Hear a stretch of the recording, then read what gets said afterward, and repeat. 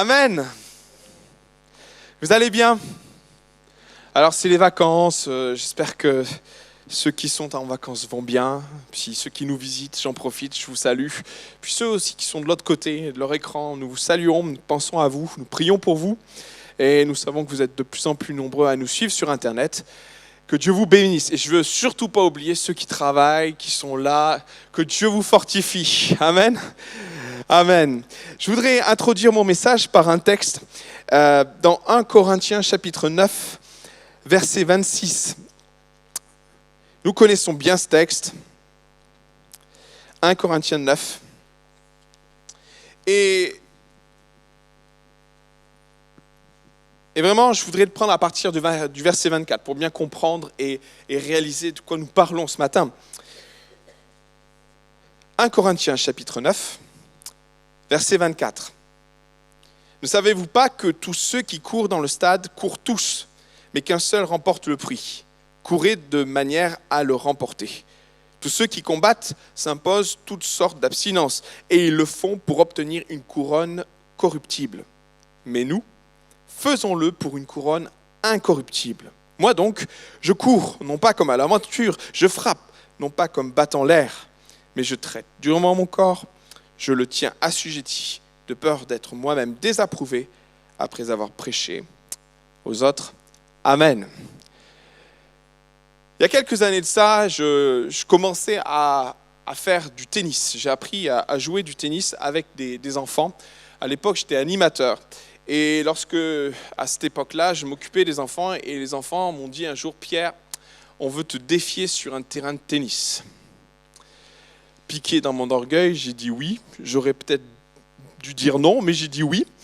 Et les enfants m'ont traîné sur le terrain de tennis. Et en effet, ils m'ont, quelque part, ils m'ont un petit peu titillé, me disant « on va te mettre la raclée, tu vas voir ». Bref, c'est les enfants. Et je me rappelle de ce jour en particulier parce qu'il m'est arrivé une blague. Alors que les enfants, en effet, m'ont piqué dans mon orgueil, j'ai voulu leur montrer qui était le patron sur le terrain. Eh oui, j'ai voulu leur montrer que j'étais le patron. Et je me rappelle, on échangeait quelques balles et tout allait bien, je renvoyais quelques balles, formidable. Et puis à un moment donné, je me suis dit, allez, maintenant c'est le coup de grâce, il faut que je les achève, il faut que je leur montre vraiment qui c'est le chef. Et je me rappelle de ce moment-là parce que c'est vraiment marqué dans mon esprit. Je revois encore la balle arriver vers moi. Et cette balle, je me la préparais, je me dis, je vais y mettre une patate, histoire de leur faire comprendre qui est le chef là. Et je revois la balle arriver, elle arrive, et au moment où j'arme mon tir et où je me prépare à frapper, la balle tombe sur un caillou. La balle rebondit, elle sort de mon champ, en effet, seulement moi, j'allais frapper et j'ai lancé mon geste. La balle part de l'autre côté. Et vous savez, c'est l'impression qu'on a des fois quand la balle traverse votre raquette, vous avez l'impression que vous avez la raquette trouée. J'avais cette impression-là. Et donc, je balance mon geste, je fais mon geste, et la balle part, mais ma tête part avec la balle. OK? Et seulement mon geste, lui, continue. Et je me suis fait un tour de rein. Je suis resté bloqué, la balle poursuivait sa course, moi je ne pouvais plus bouger parce que je commençais à sentir la douleur, et j'avais mes petits gamins en face qui rigolaient bien, et qui m'ont dit « Alors, c'est qui le patron ?» Et en effet, ce jour-là, je suis resté presque une semaine bloqué, mon dos bloqué, et j'ai eu beaucoup de mal à assurer mon rôle d'animateur. Alors je vous laisse imaginer, les gamins ne vous laissent pas de répit, et vous devez courir après eux avec un mal de dos, et du coup je m'en souviens très bien. J'ai beaucoup souffert, merci Seigneur, Dieu n'a pas permis que l'épreuve dure trop longtemps, mais en tout cas ça reste marqué au fond de moi. Cela dit, et ce matin vous l'avez vu, ce dont j'aimerais vous parler, ce n'est pas tant de frapper la balle, mais Paul, dans ce texte que nous avons lu, parle de frapper. Et je vais me permettre de juste revenir sur le texte, parce qu'il est pertinent pour nous ce matin de comprendre dans quel contexte nous parle Paul. Quand on reprend le texte en lui-même, et nous le prendrons cette fois-ci à partir du verset 26, « Moi donc, je cours, non pas comme à l'aventure, mais lisez bien, je frappe, non pas comme battant l'air. Je frappe, non pas comme battant l'air. Et ça a retenu vraiment mon attention. Lorsque j'étudiais ce texte, j'ai voulu comprendre pourquoi Paul nous parlait de cela, pourquoi déjà Paul parle de frapper. Paul qui vraiment, et sans doute, et on peut le lire dans ses écrits, nous appelle à cette douceur, nous appelle à être des gens qui sont spirituels. Paul qui peut-être par le passé, et en la personne de Saul de Tarse, se disait lui-même violent, a été vraiment changé. Mais le détail, pour moi, ne m'a pas interpellé à ce niveau-là, mais plutôt dans la signification qui se cache derrière le mot « frapper ». Parce que lorsqu'on prend le texte en grec et lorsqu'on réfléchit ou on regarde un peu plus précisément ce que Paul a voulu dire, lorsqu'il emploie le mot « frapper », cela fait référence à un mot grec, et si on va un peu plus loin dans la réflexion, c'est le mot « pux ». Alors ce mot peut-être ne vous dira rien, mais dans la signification que Paul a voulu donner, c'est celle d'un combat au poing. Ce n'est pas celle d'une lutte, comme on pourrait y penser. Ce n'est pas celle d'un corps à corps où on essaie de se saisir mutuellement, mais réellement d'un combat, comme celui de la boxe, et je me suis permis cette image, celui d'un combat au poing, où on s'affronte à distance au travers des poings. Et finalement, ce à quoi Paul fait référence, c'est en effet la boxe antique, qu'on appelait à l'époque le pugilat. Une boxe qui était considérée comme extrêmement violente, puisqu'il y avait très peu de règles, puisque les combats devaient aller jusqu'au chaos, ou jusqu'à ce que l'un des deux décide d'abandonner. Combat qui pouvait être d'une violence extrême, parce que les adversaires se préparaient. Ce n'était pas forcément un combat à main nue comme on peut l'entendre, mais les adversaires se préparaient les mains, se préparaient les articulations en se revêtant de lanières de cuir. Et lorsqu'ils partaient et s'affrontaient, finalement l'objectif c'était de faire le plus mal possible, de telle façon à remporter le plus rapidement le combat. Voilà le contexte dans lequel Paul nous appelle à frapper. Ce à quoi Paul fait référence, c'est ça. C'est un combat, c'est une lutte avec nos poings. Alors nous saisissons la nuance, nous comprenons bien qu'il s'agit d'une image spirituelle qui fait référence à nos propres combats en tant que chrétiens. Combats qui peuvent être ô combien difficiles, combats qui peuvent être ô combien éprouvants, combats qui par moments nous atteignent dans notre chair, combats qui par moments nous atteignent dans notre foi. Tant et si bien que Paul en parle de nombreuses fois dans les Écritures. Il en parle de nombreuses fois à Timothée. On va mettre la diapo suivante.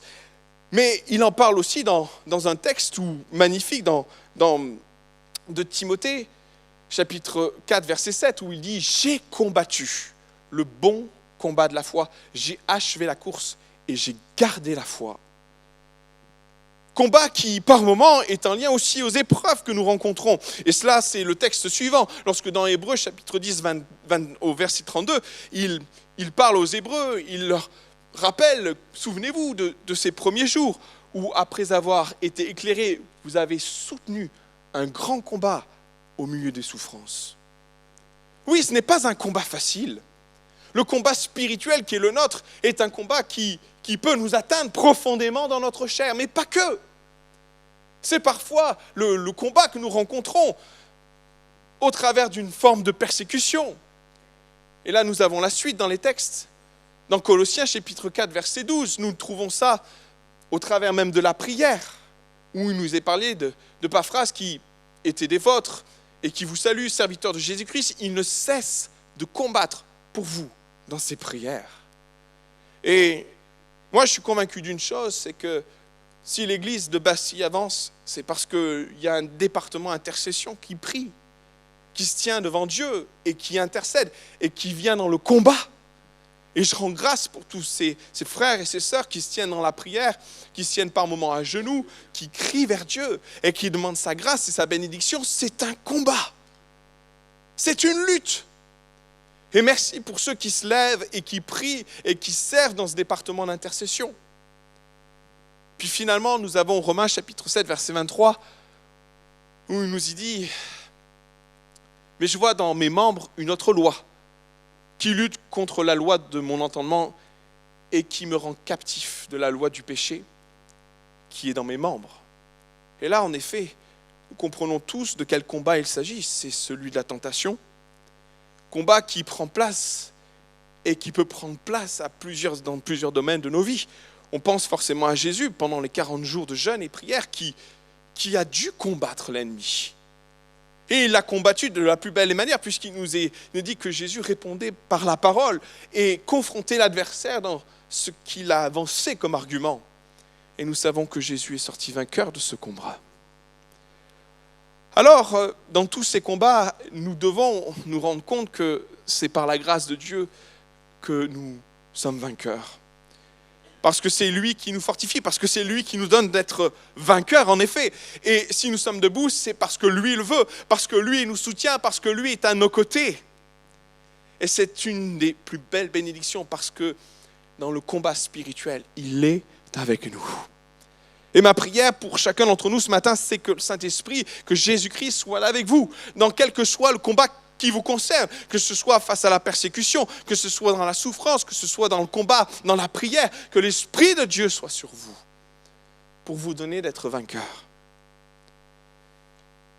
Maintenant, allons plus loin. Parce que Paul n'en reste pas au fait de frapper.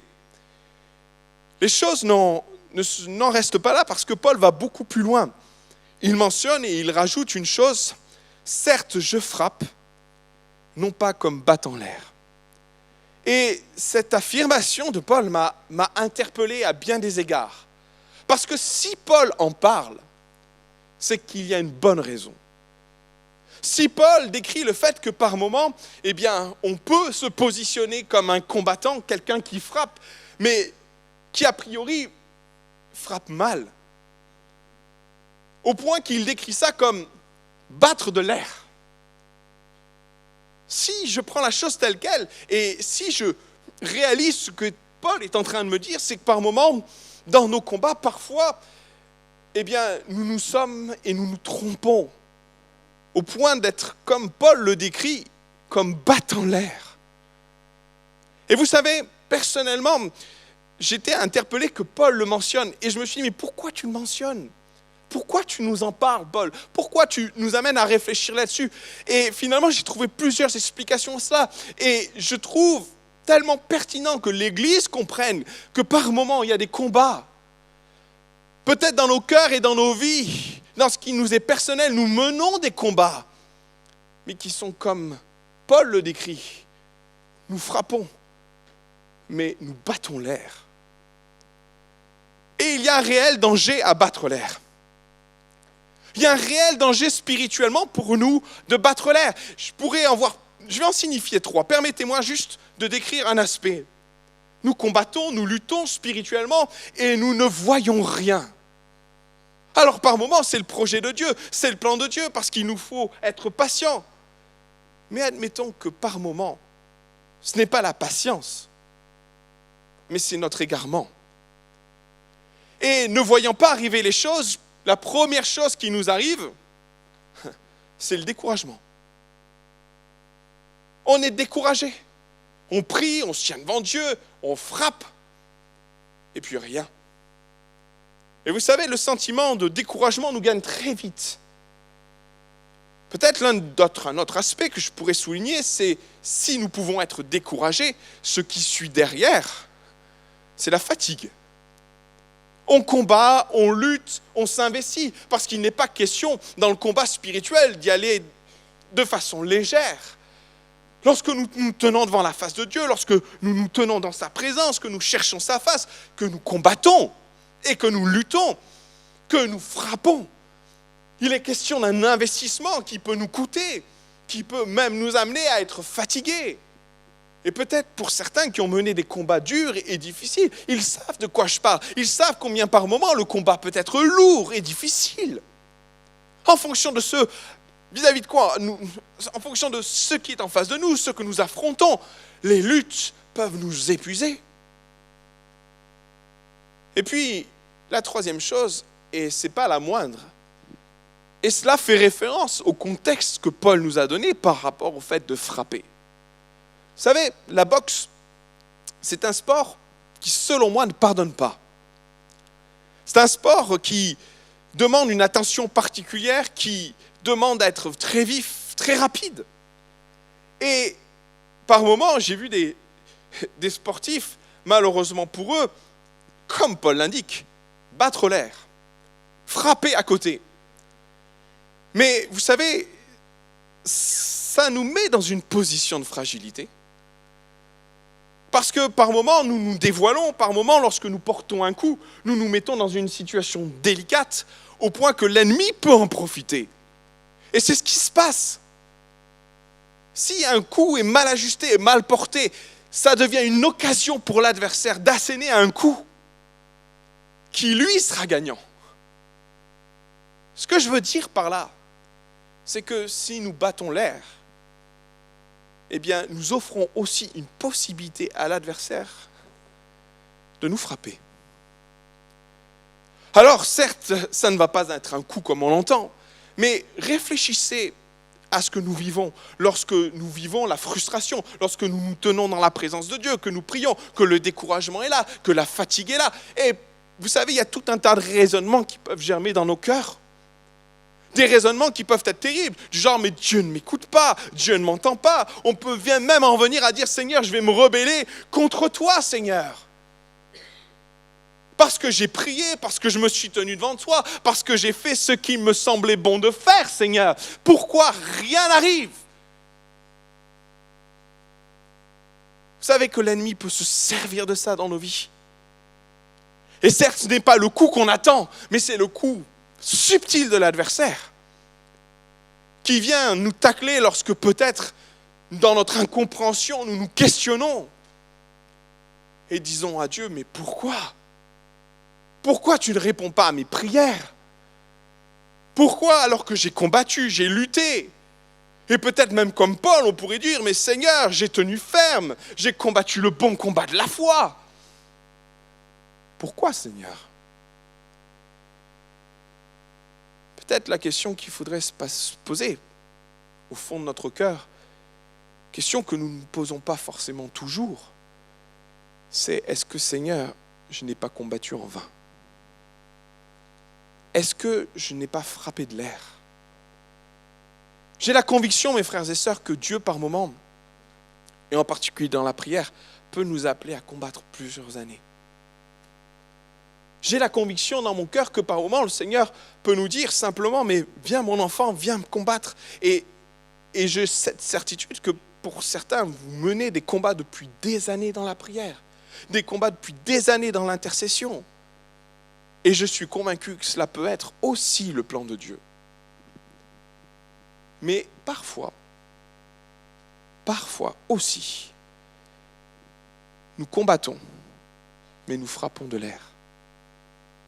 Et nous nous épuisons, et nous nous fatiguons, et nous nous décourageons, au point d'un moment donné, laisser l'opportunité à l'adversaire de nous frapper.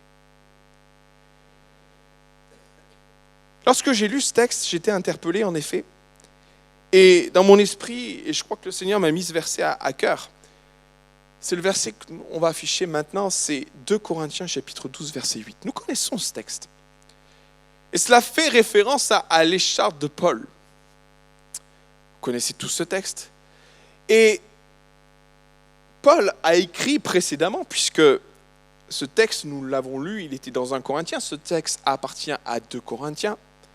Paul a mis en application ce qu'il vient de nous dire. Oh, certes, je frappe, mais pas en battant de l'air. Et l'histoire de Paul met en évidence ce que Paul a vécu et ce que Paul nous appelle à vivre par moments. Paul, et nous le savons, avait cette écharde. Et il l'explique plusieurs fois, en tout cas dans ce texte, il explique que j'avais cette écharde dans ma chair. Écharde qui a été source de plein de remarques, plein de commentaires, à savoir ce que cela pouvait être, si c'était dans sa santé, si c'était par rapport à un combat spirituel. Je vais vous décevoir. Je ne sais pas de quoi il parle. J'ai des idées, mais a priori, c'est resté vague exprès. Maintenant, ce dont je suis sûr, c'est ce que Paul a fait par rapport à cette écharde. Il nous est dit qu'il a prié 3 fois le Seigneur afin de l'éloigner. Et quand Paul lit ça, il ne s'agit pas de prière à la va-vite ou d'un temps de prière dans la journée. J'ai prié 3 fois dans la journée, histoire que le Seigneur m'en délivre. Quand Paul parle de prière, quand Paul parle de se tenir, ou en tout cas de chercher la face de Dieu par rapport à ça, ce sont des périodes de temps que Paul a consacrées à prier. Ce sont des périodes de temps que Paul a consacrées à intercéder par rapport à cette écharde. C'est des périodes de temps où Paul s'est tenu devant la face de Dieu, les genoux à terre, peut-être en pleurs, en disant « Seigneur, délivre-moi de cette écharde ». Je ne peux pas imaginer Paul prendre 5 minutes en disant « Seigneur, j'ai prié ». Il y a une certitude dans mon cœur, c'est que Paul a fait ce qu'il devait faire. Et quand il dit qu'il a prié, il a réellement cherché la face de Dieu. Maintenant, ce qu'il nous est dit, c'est qu'il a prié 1 fois. Et a priori, rien n'est arrivé. Il a prié 2 fois. Là encore, rien ne s'est produit. Il a prié 3 fois. Et je pense que tant qu'il priait, ça voulait dire simplement que rien ne s'était passé. Et au bout de la 3e fois, en effet, rien ne s'est passé. Au point sans doute que Paul s'est questionné. Et il a dit certainement dans son cœur, mais qu'est-ce qui se passe ? Pourquoi ma prière n'aboutit pas ? Et je me mets à la place de Paul, qui était un homme remarquable, un homme dont Dieu s'est servi, un homme avec des révélations d'une profondeur étonnante, un homme avec des paroles venant de Dieu, un homme qui avait un ministère apostolique. Lorsqu'il priait pour les malades étaient guéris. Et lui, par 3 fois, il prie et rien. Ah, Seigneur ! Et je me suis mis à la place de Paul et je me suis dit à un moment donné, Paul, qu'est-ce qu'il a dû comprendre ? Comment il a dû réagir par rapport à ça ? Il a dû se dire, Seigneur, je frappe certes, mais je ne veux pas frapper comme dans l'air. Alors probablement, Paul a dû poser une autre question. Seigneur, que faut-il que je fasse, Seigneur ? Est-ce que je dois continuer à prier ? Est-ce que je dois continuer à intercéder ? Parce que ton objectif pour moi, c'est de combattre dans la prière jusqu'à ce que je voie la guérison. Ou est-ce que, Seigneur, je dois comprendre autre chose ? Et en effet, lorsque Paul va sans doute réfléchir quant à sa condition, là, le Seigneur va lui parler. Et il va lui dire cette parole. Ma grâce te suffit, car ma puissance s'accomplit dans la faiblesse. Paul a appliqué exactement ce qu'il a dit dans 1 Corinthiens, chapitre 9, verset 26. Je ne veux pas combattre l'air. Et tant et si bien que dans la vie de Paul, il s'est attelé à chercher la face de Dieu, à chercher sa volonté, comprendre ce qui se passait pour ne pas s'épuiser dans la prière. Parce que certainement Paul avait compris une autre réalité, tout ce que j'ai mentionné avant. Il avait compris que combattre l'air pouvait devenir dangereux pour sa vie spirituelle. Combattre l'air pouvait devenir même un obstacle à sa foi. Combattre l'air pouvait devenir à un moment donné comme une pierre d'achoppement dans sa vie, comme elle pourrait l'être dans chacun d'entre nous. Et on peut comprendre pourquoi. Parce que lorsque nous combattons, ne rien voir arriver par moments dans nos vies, c'est fatigant. Lorsque nous combattons, lorsque nous frappons et nous nous tenons devant la face de Dieu et que rien ne se passe, Seigneur, ça peut déstabiliser votre foi. Alors on a besoin que le Seigneur vienne nous dire, continue mon enfant, tu es sur la bonne voie. Ou alors par moments le Seigneur nous dit tout autre chose. Et il nous dit, ma grâce te suffit. Arrête de combattre. Tu t'épuises peut-être pour rien. Alors, ce qui est pertinent dans ce passage, c'est que Paul le mentionne. Maintenant, pour nous, ce matin, comment pouvons-nous rentrer dans cette dimension où nous frappons sans pour autant battre l'air ? Et permettez-moi de partager quelques textes avec vous qui vont étayer cette réflexion parce que je prends ce conseil de l'apôtre Paul pour moi et pour ma vie et je me dis, Seigneur, je veux combattre, je veux frapper. Paul savait frapper justement et a appris à frapper justement et à savoir se remettre en question pour pouvoir frapper au plus juste, être efficace dans les combats qui sont les nôtres. peut-être par moment, on a le sentiment, ou peut-être, et ça a été mon cas, et je vais prendre mon exemple pour dire qu'à un moment donné, dans bien des combats, j'ai avancé billes en tête sans réfléchir, sans me poser la question. Et si Dieu, peut-être ce matin, nous disait de faire un peu plus attention, et de réaliser que les combats que nous menons ne sont pas tous ceux que Dieu veut.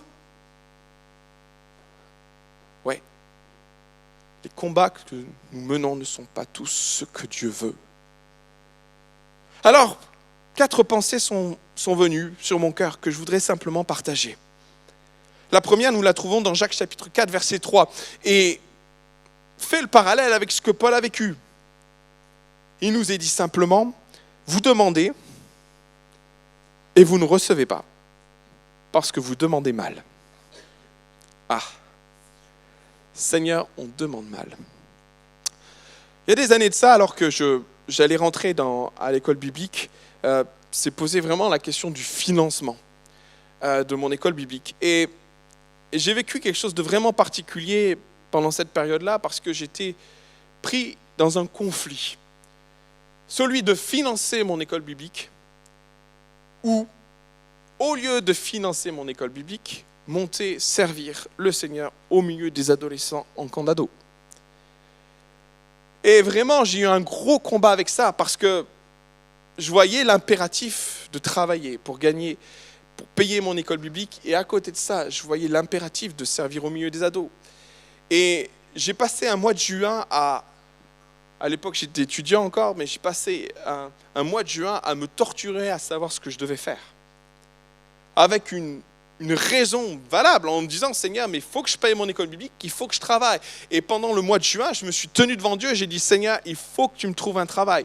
Il faut que je puisse financer mes études. Et à côté de ça, presque tous les 2 à 3 jours, j'avais des amis du camp Agape qui m'appelaient et qui préparaient le camp et qui me disaient, Pierre, on a besoin d'un animateur supplémentaire, il faut que tu montes, on a besoin de toi. Et dans mon cœur, je disais, non, il faut que je finance mon école biblique. Oui. Et pendant tout le mois de juin, je me rappelle, je cherchais la face de Dieu, je disais, Seigneur, il faut que tu ouvres une porte, il faut que je travaille, c'est quand même important, c'est une certaine somme. Et vraiment, je me voyais mal être à l'école biblique et devoir travailler en plus pour financer mon école biblique. Donc je disais, Seigneur, il faut que ça fonctionne. Il faut que j'ai un travail. Arrivé fin juin, pas de travail.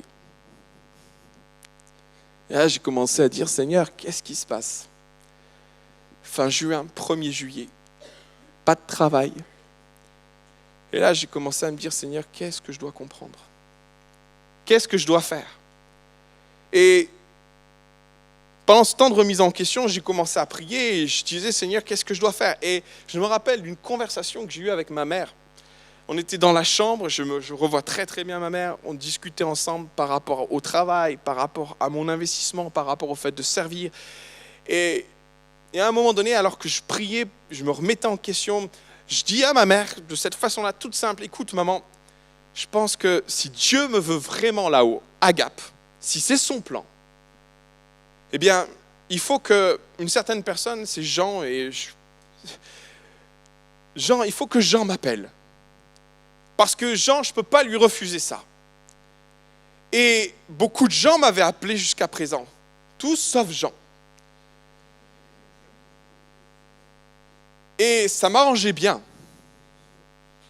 Parce que je me suis dit, avant que Jean vienne vers moi, mais vous savez, quand Dieu a une idée derrière la tête, je dis ça pourquoi ? Parce qu'au moment où je dis à ma mère, maman, si Jean m'appelle, je monte à Gap, le téléphone sonne dans la seconde qui a suivi. Et c'est mon père qui a répondu. Et mon père, je me rappelle, il était dans une autre pièce, il me dit, Pierre, oui papa, c'est Jean au téléphone. J'ai dit à mon père, papa, dis à Jean que j'arrive, c'est bon. Mon père a dit, Jean, même pas besoin de savoir de quoi il s'agissait. Il arrive, ok, à demain. Le lendemain, je partais à Gap. Mais vous savez, les choses n'en restent pas là parce que Dieu a un plan parfait. Il connaissait mes les choses importantes, il connaissait ma vie, il connaissait mes impératifs, à savoir le fait de financer mon école biblique. Et Dieu a permis que fin juillet, je trouve un travail qui commençait en août et qui se terminait en septembre, me permettant de financer en grande partie mon école biblique. Tout ça pour dire que par moments, on s'axe sur des chants de prière, alors que Dieu peut-être essaie de nous dire « c'est pas ce que j'attends de toi ». Et on persiste et on persévère dans des directions dans lesquelles Dieu n'est pas. Et certes, c'était une prière légitime de demander à Dieu, de lui demander de financer mes études. C'était une demande légitime de me tenir devant sa face et de dire « Seigneur, ouvre la porte pour un travail ». Seulement le plan de Dieu était tout autre. Alors je m'exprimais dans la prière, je me rappelle, j'étais dans la chambre haute, en train de demander à Dieu, Seigneur, ouvre les écluses des cieux pour un travail. Seigneur, j'en ai besoin. J'y mettais toute mon énergie, toute ma volonté, toute ma foi. Pour rien. Pour rien. Ou en tout cas, oui, une chose. Pour me rendre compte que ce n'était pas son plan. Alors certes, ça m'a servi à réaliser que j'étais à côté de la plaque. Et ça m'a amené à réfléchir, à prier différemment. Ça m'a amené à réfléchir, à voir et à comprendre ce que Dieu voulait. Cela dit, j'ai prié. Je me suis tenu dans sa face. J'ai combattu dans la prière. Alors que dès le départ, Dieu était en train de m'indiquer un autre chemin. Et avec le recul, j'ai eu vraiment l'impression de battre l'air. Vraiment. Parce que si j'avais vraiment posé les bonnes questions dès le départ, j'aurais pu me consacrer à la prière pour le camp, qui allait m'être beaucoup plus utile en effet. Vous demandez et vous ne recevez pas, parce que vous demandez mal. Par moments, Dieu, et j'en suis convaincu, va appeler certains à prier pendant des années, pour des sujets à combattre dans la prière, et peut-être pour beaucoup, c'est votre cas. Mais pour d'autres, peut-être ce matin, Dieu t'appelle à te remettre en cause dans ta prière, de te remettre, ou en tout cas de réfléchir à ce que tu es en train de demander, pour que le Seigneur puisse aussi te montrer où il te veut réellement. C'est pas facile ce que je suis en train de dire, mais peut-être au milieu de nous, il y en a qui combattent depuis des années. Et peut-être la réflexion que je veux amener dans vos cœurs, c'est que peut-être il y a autre chose à comprendre dans notre façon d'amener, dans notre façon de prier, dans notre façon d'intercéder.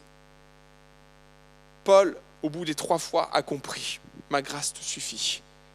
Il n'a pas persévéré. Il n'a pas continué. Et certainement que Paul est passé dans d'autres combats. De même que moi, ce jour-là, début juillet, je suis rentré dans un autre combat. J'ai cessé de travailler, ou en tout cas, j'ai cessé de prier pour un travail. Parce que je savais que Dieu allait s'en occuper. Deuxième conseil, on le trouve dans Éphésiens chapitre 6, verset 12.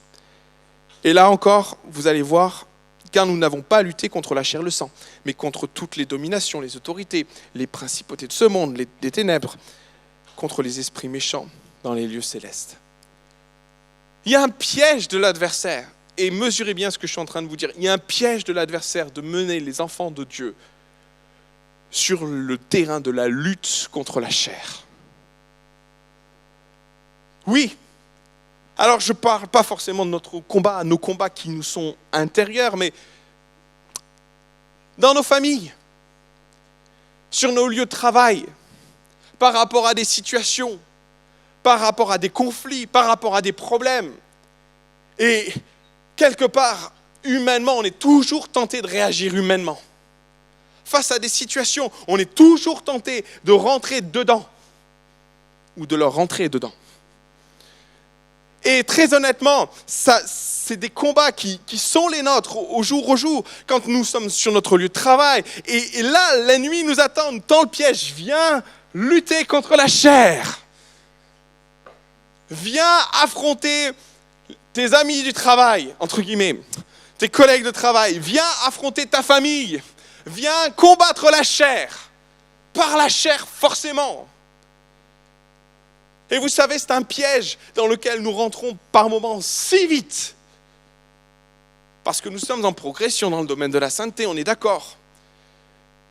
Parce que dans certains domaines, nous apprenons encore et encore à maîtriser notre chair. Mais en attendant par moments, mais on y va tellement gaiement. Et quand on est pris dans ce combat-là, dans cette lutte, lisez ce verset. Vous n'avez pas à lutter contre la chair et le sang. On apprend, mes frères et sœurs, à lutter différemment. Et pour le chrétien, il y a un vrai défi de rentrer et de lutter spirituellement. Tellement facile par moment de rentrer dans les explications, tellement facile de rentrer dans une argumentation, tellement facile d'hausser le ton et de dire c'est moi qui suis le chef, tellement facile par moment de s'imposer, d'écrabouiller tout le monde, excusez-moi. Mais tellement plus spirituel à un moment donné de lire ce verset et de dire vous n'avez pas à lutter contre la chair et le sang.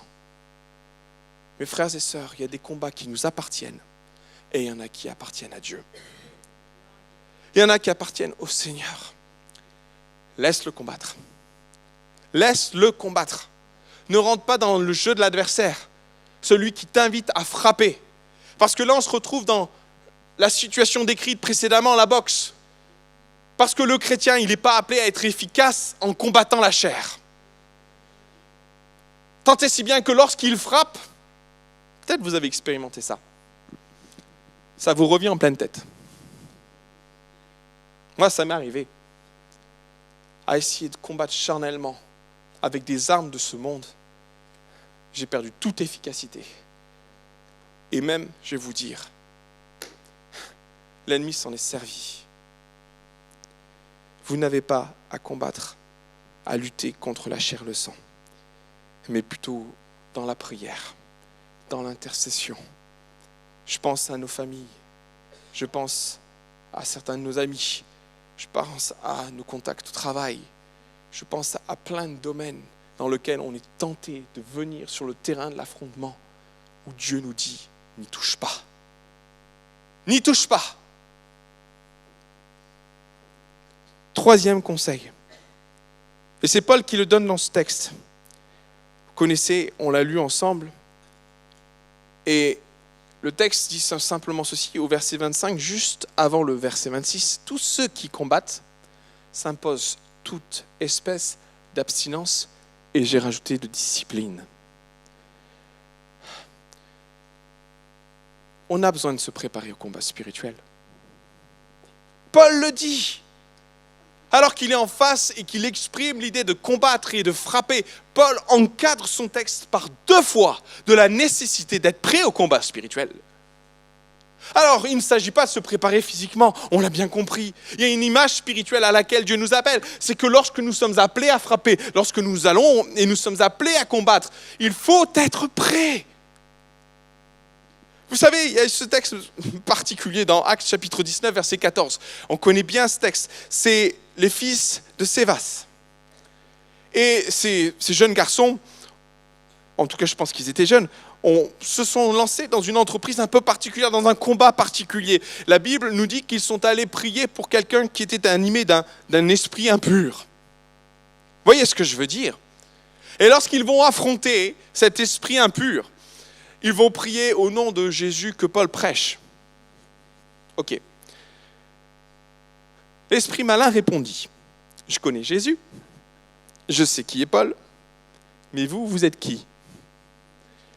À un point tel que, quelque part, et c'est ce qui est dit dans le texte, ça s'est retourné contre eux. Il nous est dit que l'esprit les a chahutés, les a même blessés, et on revient à l'image première. On boxe, on frappe dans l'air, et on s'en récupère une. Oui, il faut être prêt. Il y a des combats qui nécessitent que nous soyons au point, que nous soyons en phase avec Dieu, qui nécessitent une approche, ou en tout cas une certaine intimité avec Dieu, qui nécessitent que dans nos cœurs, dans nos vies, nous ayons fait les démarches essentielles et nécessaires pour rentrer dans certains combats. Par moments, on rentre bille en tête dans des projets, dans des combats, dans des choses qui nécessitent une telle préparation. Beaucoup par moments se sont lancés dans des combats qui les ont dépassés et en ont fini détruits. Seigneur, on a besoin d'être prêts. Et Paul le dit, ceux qui combattent s'imposent toute espèce d'abstinence et de discipline. Il y a des combats, mes amis, qui sont perdus d'avance si on n'est pas prêt. Oh, Dieu peut combattre avec nous, certes, mais ça ne nous dégage pas de ce que nous avons besoin de faire. Et se préparer, c'est un point essentiel. Enfin, et je vais terminer là avec ça, nous frappons, non pas qu'on batte en l'air sans l'amour. Ah, il n'a pas pris, mince. L'idée, et le texte n'a pas suivi, mais ce n'est pas grave, vous allez comprendre. 1 Corinthiens, chapitre 13, verset 1er. Quand je parlerai les langues des hommes, des anges, si je n'ai pas l'amour, je suis un airain qui résonne, une cymbale qui retentit. Quand j'aurai les dons de prophétie, la science de tous les mystères, et que toute la connaissance, quand j'aurai même la foi jusqu'à transporter des montagnes, si je n'ai pas l'amour, je ne suis rien. Et quand je distribuerai tous mes biens pour la nourriture des pauvres, quand je livrerai même mon corps pour être brûlé, si je n'ai pas l'amour, et lisez bien ce qui est dit, cela ne me sert de rien. L'élément moteur dans nos vies spirituelles, celui qui prend part et place dans tous les domaines de nos vies, même dans le combat spirituel, c'est l'amour. C'est l'amour. L'amour que nous manifestons pour Christ, l'amour que nous manifestons pour nos frères et sœurs, l'amour qui doit prendre place dans l'Église. C'est cet amour qui est moteur, même dans le combat spirituel. Je pense à un texte de Paul qui dit simplement, je l'ai noté, je ne l'ai pas mis, mais il est dit simplement, Romains chapitre 15, verset 30, « Je vous exhorte, frères, par notre Seigneur Jésus-Christ et par l'amour de l'Esprit, à combattre avec moi. » Par moments, on a des mauvaises raisons de nous tenir dans des combats spirituels. Je pense à un moment donné, les frères Zébédée, Jean et son frère qui à un moment donné vont dire à Jésus, « Seigneur, est-ce que tu veux que nous invoquions la foudre pour qu'ils viennent les... »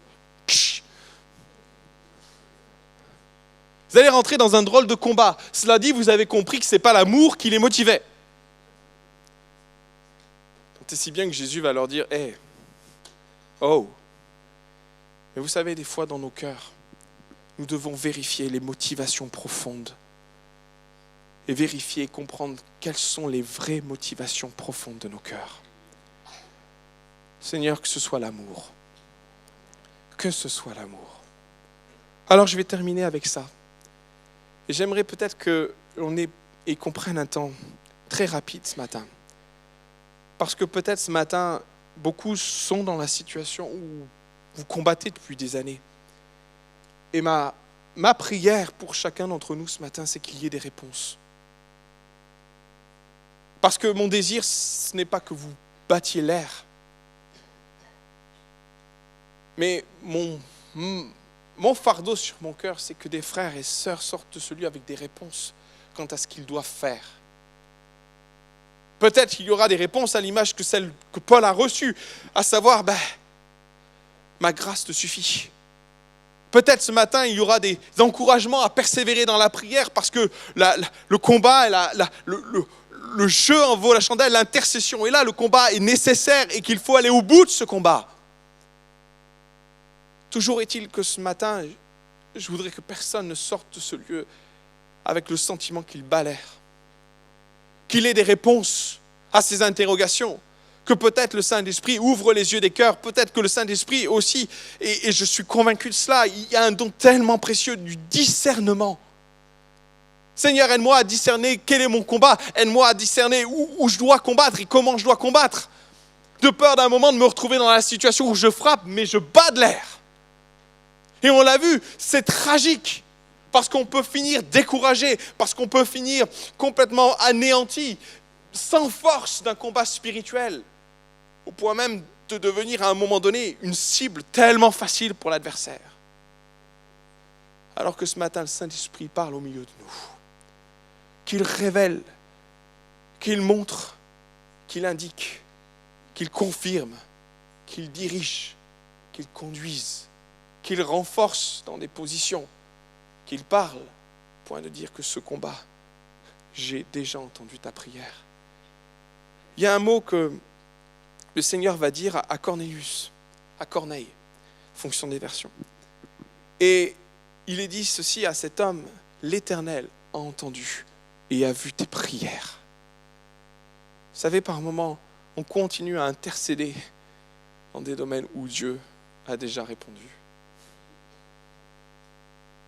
Alors que le Seigneur nous montre ce matin. Vous voulez bien qu'on se lève ensemble, on va prier.